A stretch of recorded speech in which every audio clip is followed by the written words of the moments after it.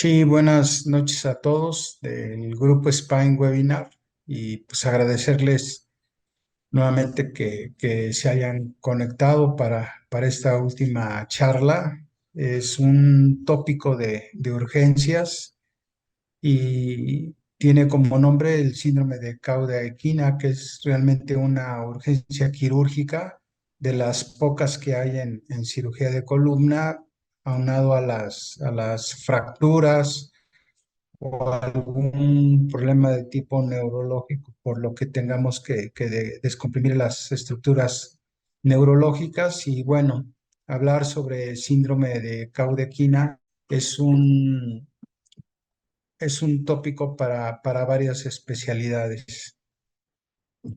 Pues mi presentación, soy el doctor Juan Enrique Guzmán Carranza, estudié y egresé del Hospital de Magdalena de las Salinas y actualmente laboro en el Centro Médico Semina Ecatepec ya durante más de 24 años.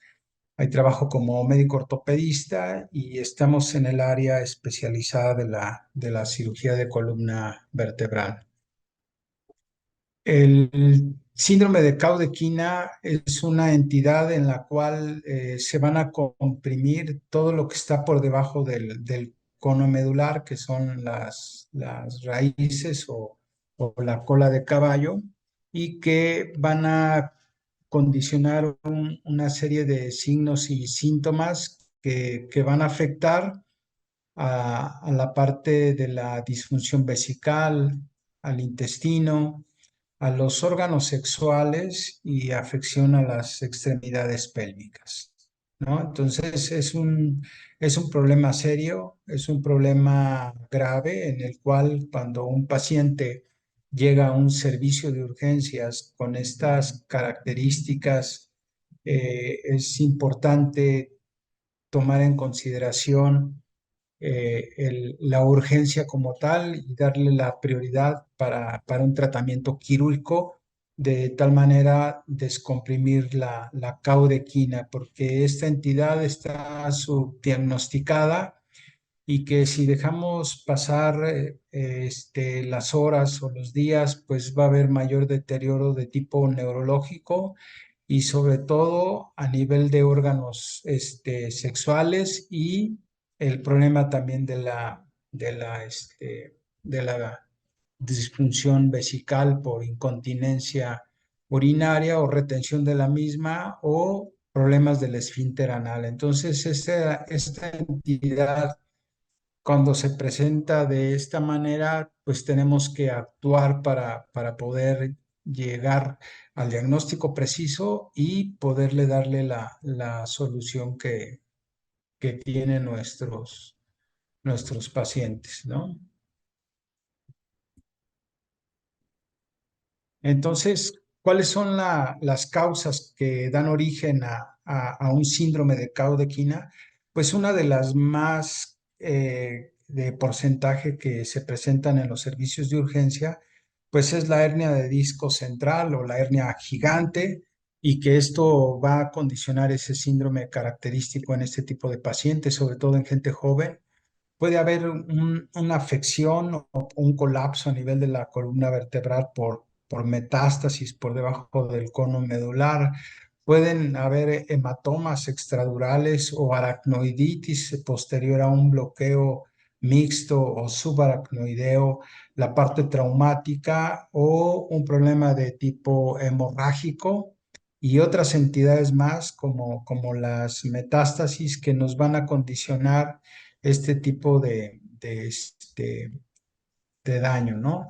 Se dice en la literatura que las hernias de disco pueden ir desde el 1 hasta el 6% en tasas o en poblaciones de más de 100,000 habitantes que podemos encontrar con este tipo de lesiones, como lo vemos aquí en esta resonancia magnética a nivel de L4, como hay un colapso del saco tecal y la migración de todo el núcleo pulposo que va a invadir las estructuras de la caudequina, y esto es lo que nos da clínicamente todos los datos que les acabo de comentar, ¿no? Aquí lo vemos en L4, L5 y L5S1 también es muy evidente la hernia de disco, que es muy común, sobre todo en pacientes jóvenes, ¿no? Entonces, ¿qué va a pasar con la hernia de disco? Pues hay cambios dentro de la matriz extracelular del disco intervertebral que va a condicionar una falla, un debilitamiento del anillo fibroso por las rupturas de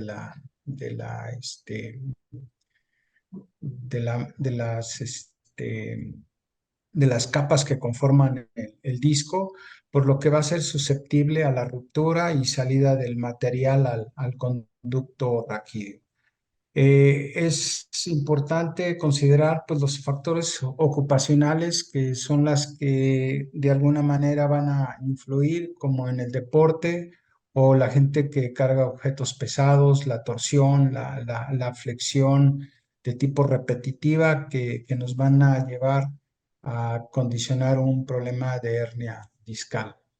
Si bien es cierto, la extensión o el compromiso hacia las raíces nerviosas van a condicionar una deformidad mecánica, estructural, tanto desde el punto de vista de la alteración del líquido cefalorraquídeo, el suministro de sangre que puede condicionar hipoxia o alteraciones en el intercambio gaseoso y de nutrientes, o una compresión a múltiples niveles que nos van a condicionar el estrechamiento de la cauda o por debajo del cono, y esto nos va a condicionar una inflamación de las raíces de la cola de caballo y nos va a dar estas manifestaciones de tipo neurológica, ¿no? Entonces, como bien lo decíamos, el síndrome de Caudequina es característico, el dolor de espalda y hay una incapacidad por la pérdida de la fuerza y la sensibilidad de las extremidades pélvicas. Hay un entumecimiento, debilidad de las mismas, o puede haber una incapacidad para orinar, una disfunción donde el paciente se orine sin retener el esfínter de Trousseau, o puede tener incontinencia paradójica o hasta problemas del esfínter del recto, ¿no? Entonces, todas estas manifestaciones nos puede dar un síndrome de Caudequina, por lo que nosotros, cuando nos llegue un paciente al servicio de urgencia y tengan estas características clínicas, sin duda ustedes deben de estar pensando en que el paciente esté desarrollando un síndrome de Caudequina, ¿no? Entonces, nuevamente dentro de la exploración neurológica, pues tenemos que valorar la fuerza, la sensibilidad, los reflejos, el tacto rectal, si tiene o no una incontinencia paradójica para orinar, signos de Patris, de la SACH, ver la capacidad de los reflejos osteotendinosos a nivel de L4 S1, porque todos ellos y cada uno del plexo van a tener incidencia en cada una de las estructuras, tanto a nivel intestinal, vesical y de las raíces hacia los segmentos pélvicos. Entonces, la exploración neurológica es muy importante en cada uno de estos pacientes que estén desarrollando un síndrome de cauda equina, ¿no? Pues, ¿cuál es el estándar de oro, no? Sigue siendo la resonancia magnética, aunque las radiografías simples es muy importante iniciar con ellas, la AP, la lateral, las dinámicas, las oblicuas, pero creo que el gold estándar para poder llegar a este diagnóstico viene siendo la resonancia magnética, como vemos aquí en el nivel de L4, L5, que hay un prolapso con ruptura de las fibras radiales del disco y se mete al canal raquídeo, y es lo que nos da la compresión a todas las raíces de la caudequina, y vean cómo obstruye y limita también el paso del líquido cefalorraquídeo y disminución de los túneles radiculares, por lo que teniendo este cuadro neurológico en este tipo de pacientes, sobre todo jóvenes, podemos intuir que ya tenemos el diagnóstico preciso en este tipo de pacientes. Una vez que el paciente llega al servicio de urgencias que tiene este cuadro clínico y tenemos un estudio en resonancia magnética, Para iniciar, lo que nosotros hacemos en el hospital es un bolo de 15 miligramos por kilo de peso en un bolo, en una infusión continua y después seguirlo manejando a 5,4 miligramos por cada 8 horas, ¿no? Entonces, es muy importante el manejo de los esteroides. Para nosotros también el uso de analgésicos, doble analgésico, un protector de la mucosa gástrica, dejarlo ya en ayunas para poder intervenirlo quirúrgicamente, ¿no? Entonces, se considera una urgencia médica dentro de las primeras 24, 48 horas y esto, todas las publicaciones que existen en el PubMed o en Cochrane o en todas las publicaciones de los diferentes hospitales del mundo, siempre hablan de que la urgencia tiene que ser entre las 24 y 48 horas, ¿no? Si no se lleva a cabo este tratamiento quirúrgico, pues los pacientes van a tener un déficit, digamos, se pueden recuperar más rápido en cuanto a las extremidades pélvicas, pero en cuanto a a la parte sexual o en cuanto a la parte vesical o rectal, creo que el pronóstico es malo en este tipo de pacientes. Si un paciente joven con disfunción sexual o que tenga que utilizar una sonda Foley de permanencia o que tenga que defecar sin sentir y utilizar pañal toda la vida, pues sí es algo muy grave en este tipo de pacientes. Por eso es que la literatura universal nos dice que la urgencia médica tiene que ser antes de las 48 horas, ¿no? Entonces, este es un paciente masculino de 22 años de edad, que es un repartidor de pizzas en una motocicleta y un padecimiento de 8 horas de evolución con dolor súbito en ambas extremidades, con pérdida de la fuerza, imposibilidad para poder deambular, arreflexia de L4-S1 bilateral, y él refiere que tuvo una incontinencia urinaria en su domicilio y sobre todo lo característico es el adormecimiento en los genitales, ¿no? Entonces, a nosotros nos llegó a las 16:30 horas, que fue cuando yo lo capté al paciente, lo ingresamos a esta hora al hospital para que lo prepararan para cirugía. Y como ustedes ven en la placa simple, pues totalmente una contractura muy importante que le hizo una escoliosis antálgica, una rectificación de la lordosis lumbar y una protusión completa que bloquea todo el saco tecal en el plano sagital, en el T2, y aquí en el T1 pues invade totalmente el canal raquídeo. Entonces, con estos datos, yo tengo que pensar que este paciente cursa con un síndrome de Caudequina y lo que yo tengo que hacer es programarlo para cirugía. Son las 16:30 horas de ese mismo día y el paciente pues pasó a sala de quirófano. Ahí lo están entubando para la cirugía y estamos haciendo prácticamente ya aquí el retiro del disco, que lo tenemos que ir sacando poco a poco, no puede ser tan brusco porque si te van a quedar más pedazos, aunque tienes que seguir metiendo tu pinza de disco recta, la que va angulada hacia arriba, hacia abajo, para poder extraer el disco. Y a veces en todos los congresos, a veces platicamos de que si le haríamos un ex-leaf, una leaf, un olive, y que si la endoscópica, que la uniportal, la biportal. Entonces aquí esta es una urgencia. O sea, tú tienes que ir en ese momento con el equipo que tengas para poder hacer la urgencia quirúrgica y vean el disco como salió prácticamente como, ¿no? Entonces, esta cirugía se llevó a las 18:30 horas con este paciente y aquí está 24 horas del posoperatorio, ya tiene una recuperación neurológica, tiene flexión de cadera de las rodillas y la dorsiflexión de los tobillos y nosotros ahí en el hospital donde yo laboro tenemos un papamóvil, ¿no? Que son pacientes que para nosotros es muy importante la rehabilitación y los ponemos a caminar al día siguiente con este papamóvil, con sus soluciones y con un resultado satisfactorio. Aquí llegó a los 15 días para el retiro de puntos y aquí en la consulta externa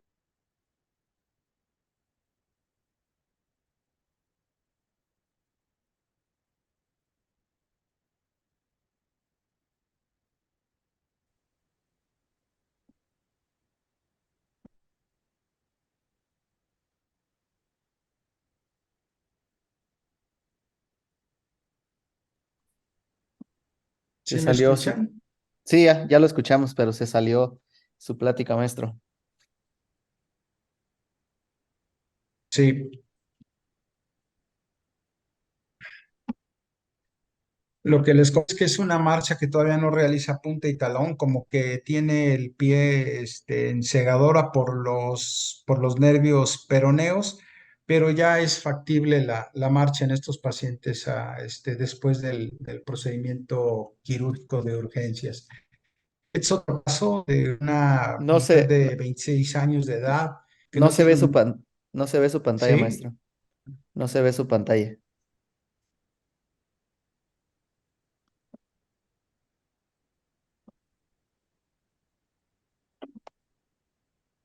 ahí, Ya se está iniciando.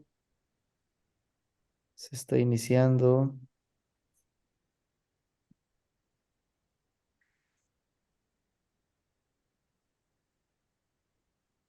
No, se ya queda se ve ahí. pausado.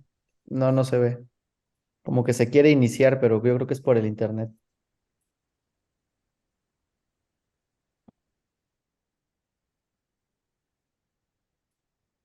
El primer caso El primer caso iban 8 horas de evolución. Aquí es diferente, a pesar de una diferencia de 24 horas de evolución, igual los mismos datos, las mismas características clínicas en donde existe un déficit neurológico de las extremidades con la SAGE, Bragar positivo, disminución de la fuerza de los grupos musculares y también es característico la pérdida del esfínter vesical y alteraciones en silla de montar a nivel de los genitales, ¿no? Entonces, en este estudio en resonancia magnética, si la vemos nuevamente, pues hay un colapso o hay una extrusión o una migración del disco que invade y comprime todo lo que es la caudequina, aunque este es un poco más posterolateral izquierda, pero más sin en cambio está condicionando estas características clínicas y a pesar de 24 horas que lleva la paciente, entonces nosotros al día siguiente, pues programamos la cirugía a pesar de que ya llevaba 24 horas. Y como les decía, aquí las técnicas, no sé, pero yo creo que en estos casos, para mí, el abordaje posterior sigue siendo de elección para este tipo de pacientes, porque si me voy con otras tecnologías o hacerlo de otra manera, como Alif, XLIF o LIP, no lo sé, Uniportal. Creo que yo no lo he experimentado, no sé si alguien tenga experiencia, pero para mí sigue siendo la vía posterior y sigue siendo abierta para tener un mejor resultado confiable para nosotros como cirujanos. Y aquí prácticamente tiene 2 meses ya de posoperada, sí, se retiraron la sonda de Foley. Ya aquí la parte mecánica en cuanto a la marcha ya es más aceptable, es más adecuada y generalmente lo vamos a ver siempre en pacientes jóvenes, ¿no? El problema de la hernia de disco, ¿no?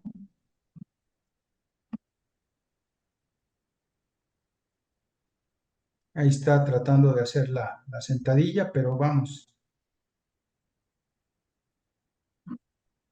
Este es otro caso, es el número 3, que prácticamente igual te dan la misma sintomatología que los dos anteriores. Y En esa ocasión nos llegaba en aquel tiempo, hace más de 10 años, los espaciadores y aquí estamos retirando el disco, ¿sí? Se descomprime totalmente el saco tecal, aquí está la emergencia y el trayecto de la raíz y pusimos un espaciador interespinoso tipo Wallis para poder darle más en cuanto al manejo del dolor posoperatorio. Este tipo de dispositivos nos ayudan mucho para este tipo de pacientes porque hay que hacer la descompresión. Tiene que ser una descompresión amplia que te permita visualizar bien para poder accesar al disco y podértelo extraer, ¿no? Es otro caso de un masculino de 68 años con un dolor crónico, con dolor lumbar, disminución de la fuerza, incontinencia urinaria de 8 días, o sea que este ya llevaba más tiempo con el problema de tipo neurológico y con la pérdida de la fuerza y dificultad para la marcha. Y si ustedes ven en los cortes axiales de L4, L5, pues el espacio de la salida de los túneles está cerrado, tiene una artrosis facetaria grado 4 y el diámetro, el calibre del saco tecal, pues es un problema de tipo central, hay de receso lateral o hay de acuerdo al diámetro del canal raquídeo, pero este sí era una estenosis central. Y si ustedes ven en L5S1, pues totalmente no se ve el saco, de hecho hay derrame de las facetas articulares y este paciente con estas características, pues empezaba a cursar con ese problema y sobre todo la disfunción vesical y como él me lo comentó, no tengo problemas para la relación sexual, dice, no se me para, ¿no? O sea, el pene y eso era lo que le preocupaba, yo creo que más al paciente que el mismo cuadro neurológico, porque él pues le preocupaba más ese órgano que es el que le daba pues le da todo el valor del sexo masculino. Aquí lo tenemos ya neurológicamente después de 2 meses de posoperado, le hicimos una descompresión más la instrumentación porque era un paciente que ya tenía más tiempo, ya tenía más días, entonces vamos, ya el tiempo que ya no existía como esa urgencia como tal, sino sí lo programamos en la semana, pero ya tenía un retraso en meses, ¿no? Este es otro caso que nos llegó al Centro Médico Isemine Ecatepec, en donde esta persona joven también empezó con un déficit neurológico importante, con pérdida de control de esfínteres, pero lo que encontramos pues era un tumor que la biopsia a la hora que hicimos la descompresión y la estabilización parcial, no fue total.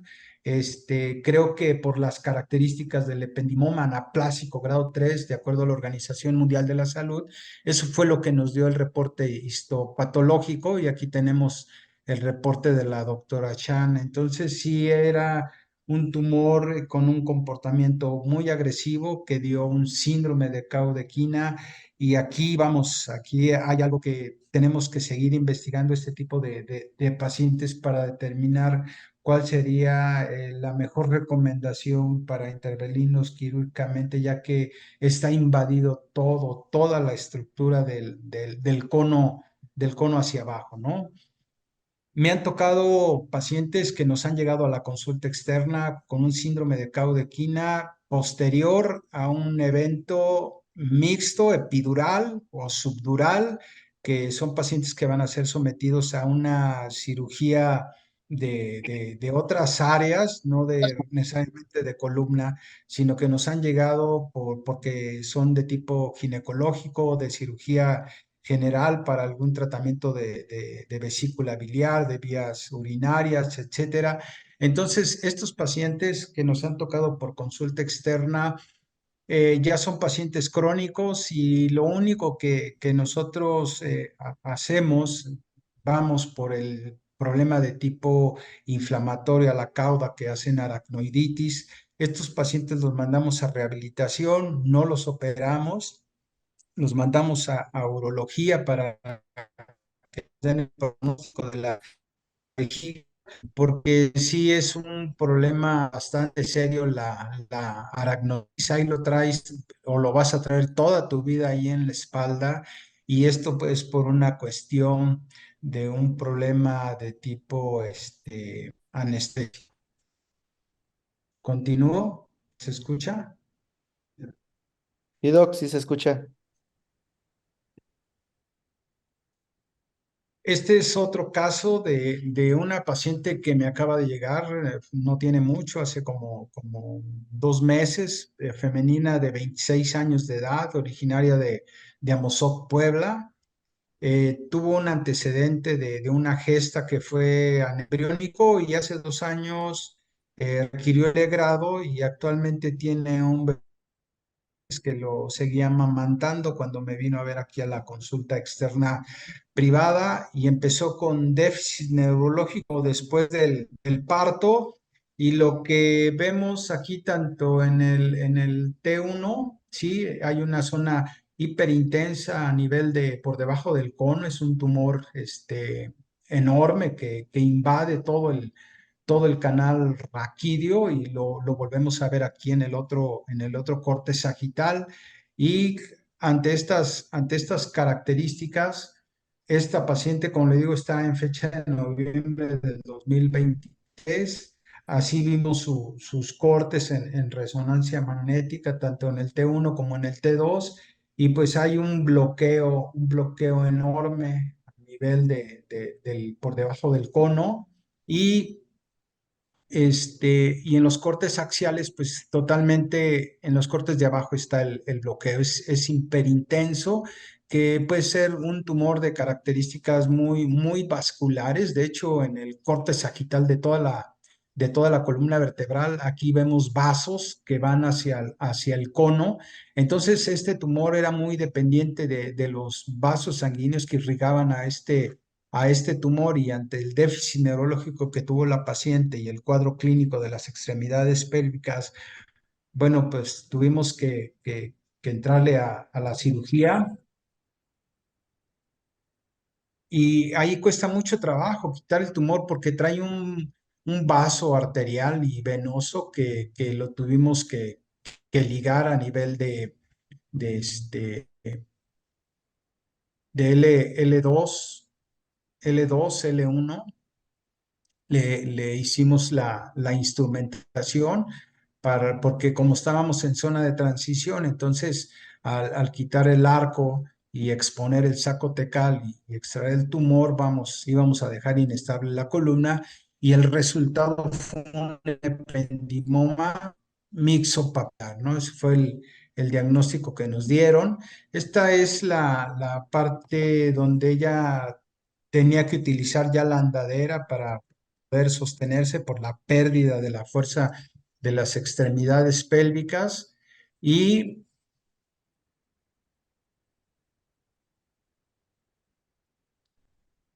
con mucha dificultad para poderse apoyar. Entonces, aquí ya la tenemos prácticamente 3 semanas después,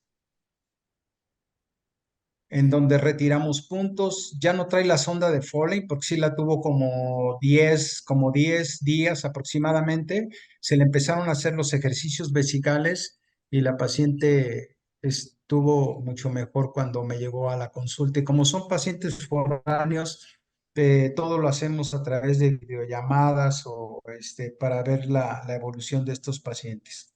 Este es un artículo que se publicó de 9 mujeres embarazadas, ¿sí? Cada una de ellas, si ustedes ven, la primera era un tumor cavernoso de T2L1, y todas las mujeres embarazadas que llegaron de 28 semanas, de 22 semanas, 34 semanas, 15 semanas, llegaron con datos de un dolor intenso, severo, con parálisis inclusive de una de los pies, con deterioro neurológico, y condicionados todos, la mayoría, los 8, por hernia de disco. Aquí tuvo una aracnoiditis de T4, T5, pero la mayoría eran hernias de disco del nivel de L5, S1, que no varió mucho. Las que yo tengo es de L4, L5, L5, S1, pero en este grupo de pacientes con embarazos de 26, 34 semanas, y si ustedes ven, son gente joven, la que tenía mayor edad eran de 43 años. Entonces, ante un síndrome de Caudequina y un embarazo de estas semanas de gestación por hernias de disco, entonces estas pacientes fueron intervenidas quirúrgicamente. Ujú. Y a todas les hicieron la microdisectomía, ¿no? Fueron por neurocirujanos y a todos estos pacientes se les hizo la microdisectomía. Hubo una paciente de un schwannoma que le fue resecado porque estaba dando datos de déficit neurológico de los segmentos pélvicos, de vejiga, y todas estas pacientes continuaron con su embarazo, todas terminaron en cesárea. Todos estos son los pesos de los infantes, de más de 2 kilos hasta 3 kilos se fueron. El último fue de 3 kilos 660. Los niños, vamos, aquí hay una niña, aquí hay otra, tres niñas, ¿no? Y todos salieron con una Apgar, según aquí este artículo, de 9 de Apgar, ¿no? Hay uno de 7, pero prácticamente todos, desde el punto de vista del score del Apgar, todos salieron bien. ¿Y esto qué significa, no? De que no importa la edad gestacional que tenga una mujer que esté embarazada, no hay un efecto que pudiera determinar la parte anestésica en relación al Apgar de los niños, ¿no? O al término final de la gestación, que todas fueron llevadas a cesárea, excepto a la que le hicieron cesárea, fue un niño que tuvo un Apgar de 2, de 5, de 7, falleció a los 5 días, pero era por una cuestión de un de un hematoma que hubo ahí en la zona de la caudequina, ¿no? Entonces, en esta diapositiva, pues nos dice que toda paciente mujer embarazada que tenga el segundo, el tercer trimestre del embarazo, puede llevarse al quirófano, se puede hacer la microdisectomía, yo hago la abierta y dejar que evolucione a término su embarazo. Aquí ya a todas ellas se les hizo la cesárea y esos son los niños, todos los que salieron vivos, excepto uno que tenía un problema a nivel cavernoso, ¿no? Entonces, es muy importante que ustedes lo consideren a la hora de determinar un manejo de urgencias de una paciente ginecológica. Este es otro caso, es una mujer de 39 años de edad, en su semana 12, que presenta lumbociatalgia bilateral, de 2 horas de evolución asociado a una anestesia, a un problema en silla de montar, incontinencia urinaria y tenesmo fecal, que entre sus antecedentes un año de evolución de manera conservadora y que, vamos, no mejoraba con el reposo, el uso de alcohol, ¿no? ¿Qué son los datos clínicos, características de este tipo de pacientes? Es intervenida quirúrgicamente y vean la pieza quirúrgica, pues que es un disco totalmente que está fuera vamos, se extruyó en el canal raquídeo y es lo que le da las características clínicas a este tipo de pacientes, ¿no? Tenemos las cuestiones también de tipo de las tumorales como los schwannomas y que es muy importante hacer la cirugía a través de abierta o tubular o de manera con microscopio para poder hacer la mejor resección posible en este tipo de pacientes, ¿no? Es otro caso de una mujer con un schwannoma espinal, 43 años, embarazada, 34 semanas de gestación y que en la ponderación en T1 con realce con gadolinea pues muestra un tumor extradural, intra y extraespinal de T10 a T12 con compresión de la médula, ¿no?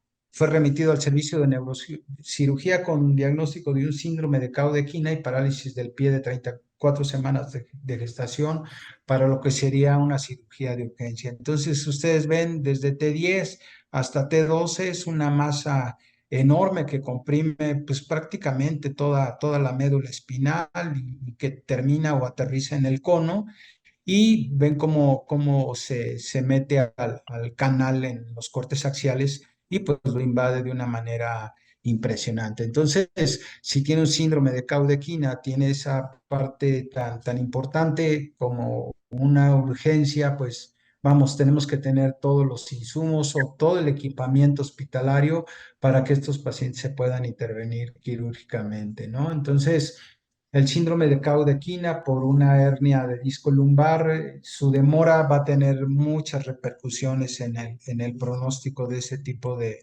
pacientes. Esta casuística la tengo en 3 centros hospitalarios aquí en la Ciudad de México y en el Estado de México. Son 43 casos que tenemos para publicar o para presentarlos en un congreso nacional o internacional. Y prácticamente, como les decía, la hernia de disco sigue siendo como el primer lugar, las estenosis del canal raquídeo, la tuberculosis, problemas de tipo bacteriano. También hay después de una cirugía espinal o anestesia mixta, neurofibromas, schwannomas, lipomas, metástasis. Total de casos, 43, ¿no? Entonces, este trabajo ha sido arduo, no ha sido de un año, 2 años. Este es con el paso de los años hemos tenido este tipo de pacientes y creo que ya puede ser una muestra considerable para poderla presentar en un congreso, ¿no? ¿Qué otra cosa hay, no? En Estados Unidos ya empieza a haber la cuestión médico-legal, porque hay pacientes que van a la consulta externa, es un diagnóstico no bien diagnosticados en los servicios de urgencias, pasa desapercibido y empiezan los bufetes de abogados en relación a las reclamaciones por la mala praxis del síndrome de Caudequina en Estados Unidos. Entonces, es muy importante que ustedes consideren que esta entidad, a pesar de que da unas manifestaciones clínicas características, a veces no le dan la relevancia en los servicios de urgencias o en los hospitales donde está la especialidad de traumatología y ortopedia, y cuando nos llevan ya al servicio de columna, pues ya llevan varios días, pero ya son pacientes que tienen problemas de incontinencia urinaria, incontinencia rectal, la parálisis de las extremidades y se sigue viendo. Sí. Sí. Entonces, a pesar de que la paciente esté embarazada o haya un tumor en la columna vertebral o cualquier entidad que afecte a la columna vertebral, siempre debemos de considerarla como una urgencia médica. Quise poner esta diapositiva donde podemos ver que puede haber una fractura a nivel de T11, está más marcada en T12, hay estrechez del canal raquídeo multiniveles, ¿sí? Y este caso de esta paciente tuvo una demanda en Madrid, España, ¿sí? Una demanda porque la paciente fue a 10, 12 consultas y les decía que tenía adormecimiento de los genitales, déficit neurológico, empezó con problema del esfínter vesical y el rectal, de tal manera que ella usa sonda vesical permanente y solita se evacúa sin sentir el esfínter rectal, ¿no? Entonces, esta demanda fueron 400,000 euros que se hizo la indemnización de la paciente, lo tuvo que pagar el hospital a esta paciente porque aquí hay un problema de la mala praxis o hay impericia, hay falta de oportunidad para poderle resolver el problema de salud a la paciente y el juez o los magistrados en Madrid, España, le otorgaron que debería de la indemnización por 400,000 euros, que equivalen a 8,800,000 nuevos pesos.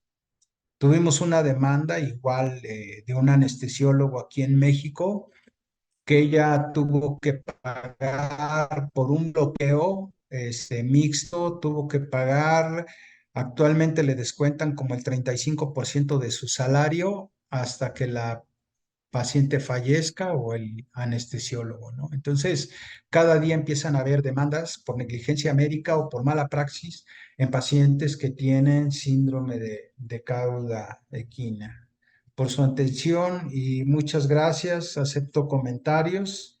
Si está por ahí el doctor Hernández, que me pudiera dar su opinión en relación a las demandas que ya se vienen presentando en este tipo de pacientes. Gracias.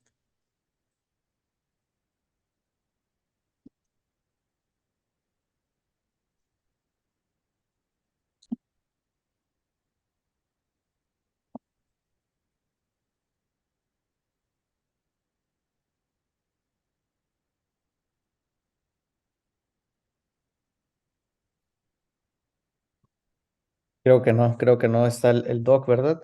El doctor Hernández. ¿Eh? No, Ah, creo que no no. está. No, ¿Ustedes, pues ustedes algún comentario, algo que quisieran aportar? La verdad es que a través de los años me ha tocado ver este tipo de pacientes y como dice la literatura, tienes que llevarlo al quirófano, el paciente, antes de las 48 horas. ¿Por qué? Porque si no va a haber una afección, sobre todo el esfínter vesical o el esfínter rectal por una hernia gigante y si son jóvenes, pues vamos, entran en un problema serio, un problema de depresión, vamos, porque afecta, pues sí, esa parte tan importante de tanto del sexo masculino como del sexo femenino. Y si tenemos la oportunidad en los hospitales y podemos meterlos a quirófano, la verdad es que eh, el pronóstico va a ser mucho mejor si tú lo metes antes de las 48 horas, ¿no? Por eso lo ideal sería que todo paciente que tuviera este tipo de síntomas se refiriera al lugar correcto y que también, como un código Mater así, buscar esa parte quirúrgica para poder salvaguardar el estado neurológico de cada paciente. Y como les presenté en relación a las mujeres embarazadas, pues no hay contraindicación, ¿no? Se la tienes que meter. Ahí están nueve casos que presentó un hospital en donde todas las mujeres que fueron intervenidas por hernia discal gigante o que hicieron síndrome de Cauda, las pacientes no tuvieron problema durante la gestación, fueron a término, se hicieron las cesáreas y los niños salieron con un APGAR considerable como cualquier otro niño que una mujer lleva un control adecuado en su embarazo. sí, claro. Pues sí, realmente, como usted comenta, ¿no? Las hernias siguen siendo la causa más frecuente de síndrome de cauda equina. Realmente la cauda aguda, que es la que comenta que tiene que descomprimir lo más rápido posible, pues es aquella que nos da pues de forma aguda, hiperaguda. En la extrusión, en el momento de la extrusión de una hernia pues gigante como las que mostró, un hematoma epidural posquirúrgico, que es una de las causas también frecuentes para esto. En los tumores realmente es pues como el tumor siempre va dándote sintomatología pues paulatina, como siempre se comportan en todos lados en los tumores en el sistema nervioso, pues te van dando una sintomatología que te va avisando desde antes, ¿no? Y ahorita estaba recordando en el que presentó un caso de un ependimoma mixopapilar, ¿no? Y, y estaba pensando, porque aquí es bien curioso, en caso del ependimoma mixopapilar, que es de los más frecuentes a nivel de cauda, fíjense, es un tumor extramedular, pero por su histología que viene de las células ependimarias, se considera un tumor intramedular. Aquí esto lo comento como a razón de histología porque es muy interesante, ¿no? Se presenta a nivel extramedular, perdón, a nivel de la cauda, a nivel del filum, pero realmente es un tumor intramedular debido a que viene pues de la de las células ependimarias. Y era lo que pues yo comentaba en la cuestión de que si tenemos una descompresión, y bien lo dice usted, muchos estamos, no, pues hay que hacerle una endoscópica, hay que hacerle una tubular, ¿no? Pues realmente aquí es, y debemos considerar qué es lo que tengamos a la mano. Si estamos en una institución en la cual no contamos con ese material, como usted dice, y el déficit es agudo, pues meterlo en el momento sea abierta, o si cuentas con un tubular, pues un tubular, y si tienes el endoscopio, pues el endoscopio, en el caso de la hernia. Y fíjese que muchas veces, maestro, cuando operamos un paciente y que te sale con déficit agudo y tú dices, es que a lo mejor hice yo todo bien, ¿no? Pues valdría la pena si tiene un déficit agudo inmediato hacerle una tomografía para ver que no te esté siendo un hematoma pues epidural, ¿no? Que te esté afectando de forma aguda o hiperaguda, pues la cauda.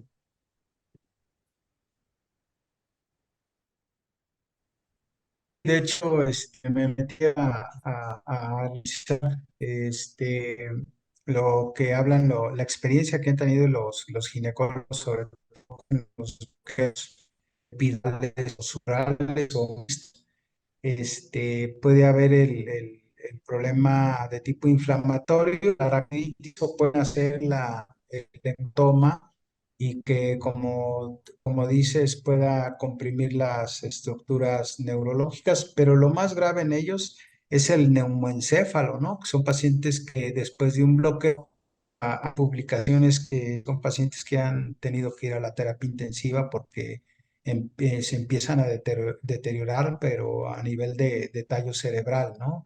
Hay casos ya reportados y por eso es que es muy importante la técnica quirúrgica del bloqueo por parte de los anestesiólogos, pero sí está descrita la aracnoiditis como un problema de una reacción que tiene las raíces de la cola de caballo, que tiene que ver mucho con la parte del flujo del líquido cefalorraquídeo, el volumen que tú introduces al espacio aracnoideo y los cambios que tiene el flujo arterial o venoso que condiciona la alteración en el intercambio gaseoso y eso como efecto mecánico pues funciona este síndrome que podría, vamos, considerarse como un problema de una neuropraxia y por qué no una axomesis, ¿no? Que sería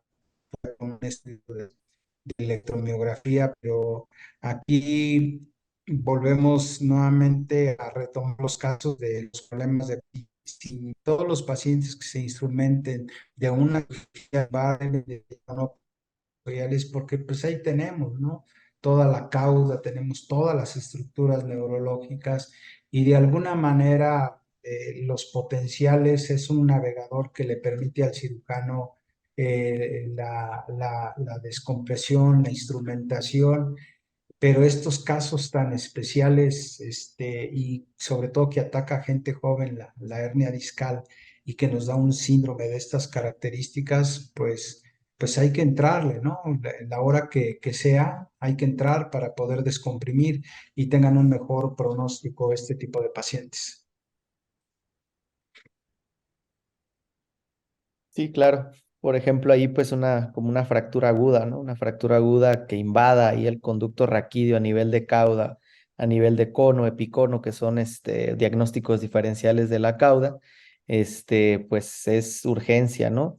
Fíjese que lo que estaba observando ahorita en el caso que plantea del problema, bueno, de lo que sucedió ahí en ese hospital de Madrid, pues ese realmente son unas fracturas pues ya antigua, sí tiene un conducto degenerativo totalmente, que si hay compresión, claro, pero ahí no, yo creo que el hecho es de que no hayan ganado a lo mejor la demanda del médico porque no la operaron, porque sí deberían haberlo operado, pero realmente no era una urgencia porque ya llevaba mucho tiempo, era algo, sí se tenía que operar de forma programada, se tenía que operar, pero ya no era como tal una cauda, sino un síndrome neurológico progresivo secundario un conducto lumbar estrecho secundario a fractura, secundario a proceso degenerativo discal. Y pues ahí también es mucho, vale la pena quien vaya a estar en tu defensa, ¿no? Porque pues ahí a lo mejor tú fuiste el último que te tocó, ¿no? Y pues la programas, pero no entra de una forma aguda, pues, es lo que también estaba checando. Pero sí es muy, muy interesante esto del síndrome de Caudequina. Fíjese que yo estaba leyendo cuando estaba haciendo el fellow allá con usted. Incluso hay artículos que te comentan que después igual de 6 horas de evolución de la caudequina, en la forma hiperaguda ya no hay recuperación adecuada de cuando se daña este esfínter o cuando se daña, bueno, que te da la analgesia pues sencilla de montar. Dice que ya no hay una recuperación total y hay evidencia importante al respecto. Eso lo comento en la cuestión de que, pues si te llega 12 horas después y eso tú tienes donde defenderte porque está escrito en la bibliografía que la recuperación pues ya es muy baja, muy, muy baja.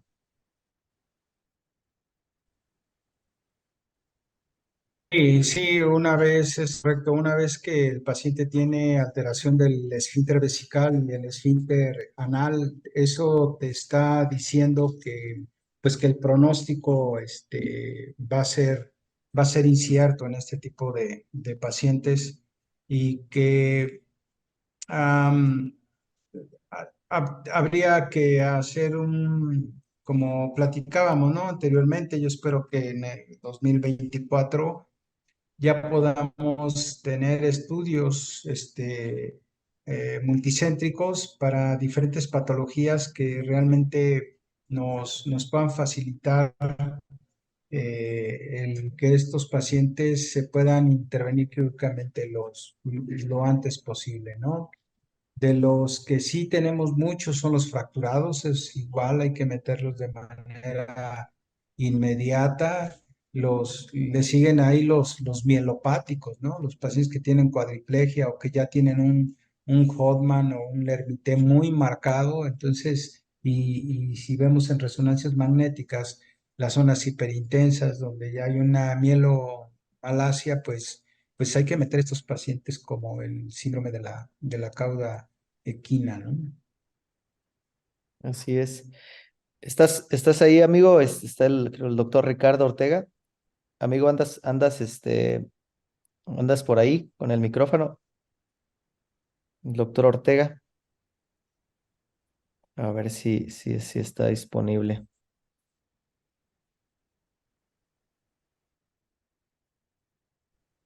Bueno, no contesta, pero sí, fíjese que por ejemplo, nosotros tuvimos un caso ahí, por eso le comentaba al doctor Ortega. Nosotros operamos un tumor a nivel de cauda, pero igual un paciente que pues ya tenía como 6 meses de evolución, que fue presentando sintomatologías y los síntomas, pues claro, así como descritos referentes a una cauda, pero pues son déficits ya neurológicos progresivos, progresivos que van dando el déficit pues, neurológico debido al crecimiento del tumor. Y muy curioso, porque fíjese que dentro de todos los tumores que se citan, pues algo raro, ¿no?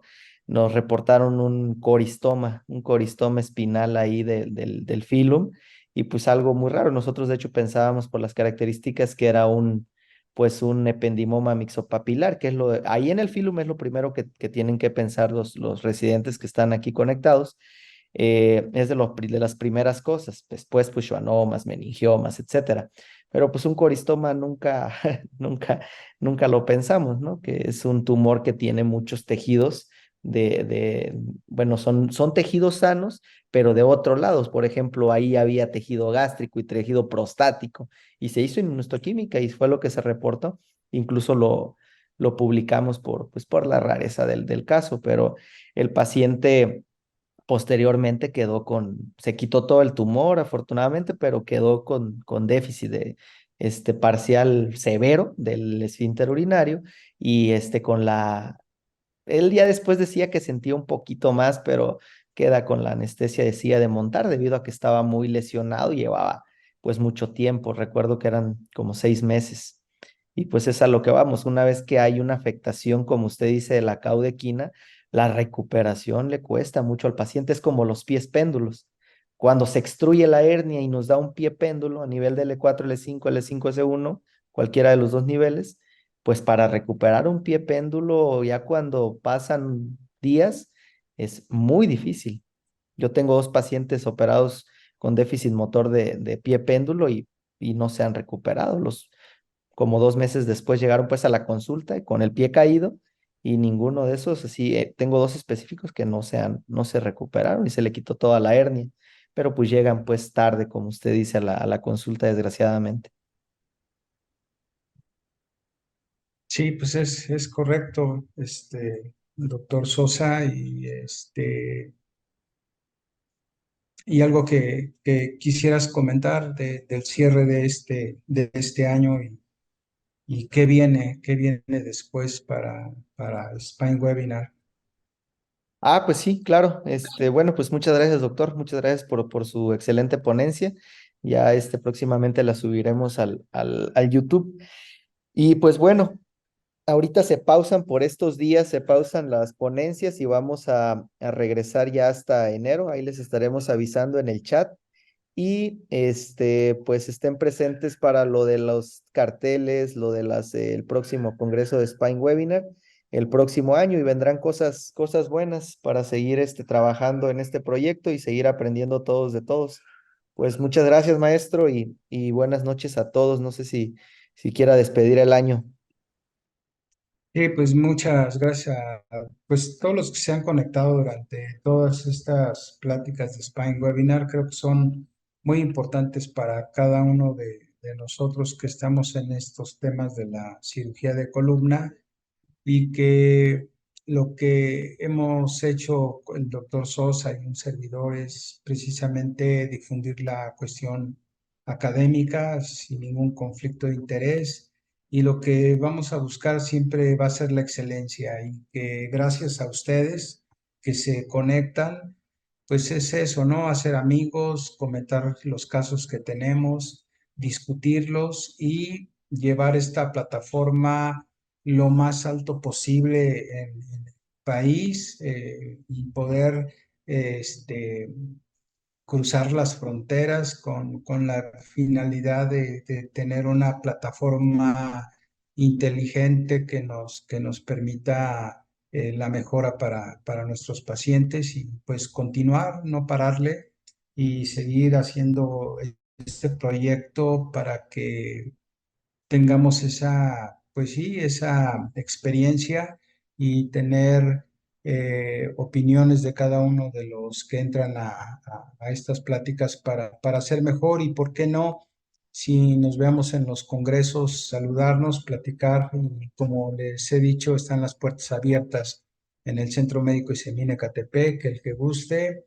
Bienvenidos y muchas gracias por todo este apoyo que han tenido ustedes con nosotros. Muchas gracias, doctor Sosa. Feliz Navidad y un próspero año nuevo, y a todos los de la plataforma que hacen posible estar con nosotros. Les mando un abrazo y seguimos en contacto. Buenas noches a todos. Feliz Navidad.